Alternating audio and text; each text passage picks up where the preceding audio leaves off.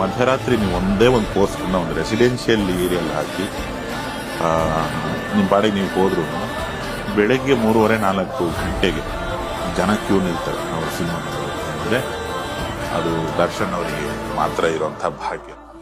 Darshan ಸರಿಗಿರುವಂತ fans